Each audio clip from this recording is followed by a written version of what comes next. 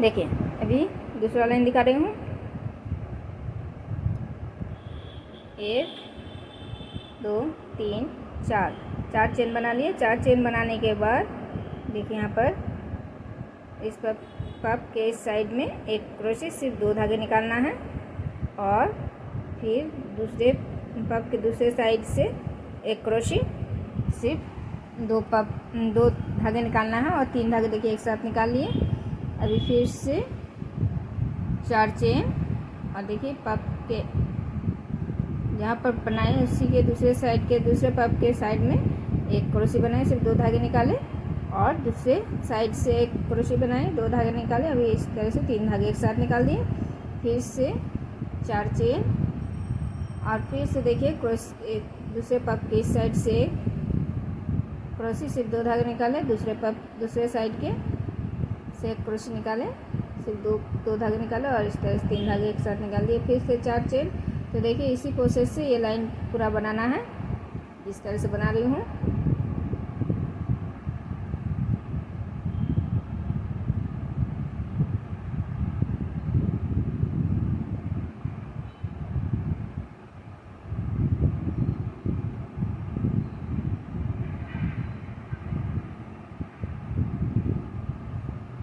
जितने भी पफ है एक एक पफ में 2 साइड से 2 क्रोशे निकालना है और सिर्फ 2 धागे निकालना है इस तरह से।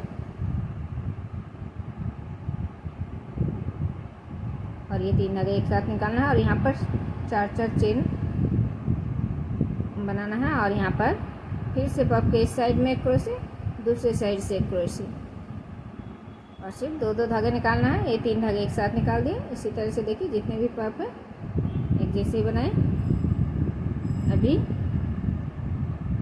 4 चेन और देखिए यहाँ पर इस क्रोशे में देखिए इस तरह से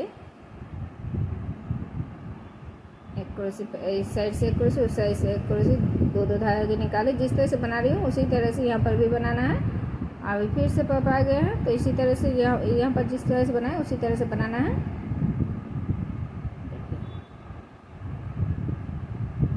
तो देखिए ये लाइन बन गया है पूरा।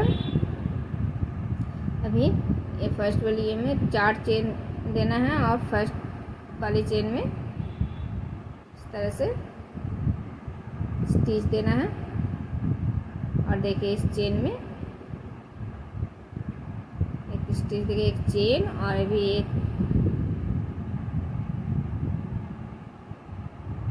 2 3 4 और ये 5 हाफ क्रोशे देना है और फिर एक चेन और फिर दूसरे चेन में फिर से हाफ क्रोशे देना है उसी तरह से। देखिए यहाँ पर भी 5 हाफ क्रोशे, फिर एक चेन, फिर दूसरे चेन में फिर से 5 क्रोशे। देखिए 3 धागे जहाँ पर 2 क्रोशे के 3 धागे एक साथ निकाले हैं पहले के लाइन में उस जगह में एक एक चेन देना है और ये चेन में देखिए 5 हाफ क्रोशे देना है। देखिए 3 क्रोशे जिस जगह में है वहाँ पर एक एक चेन देना है।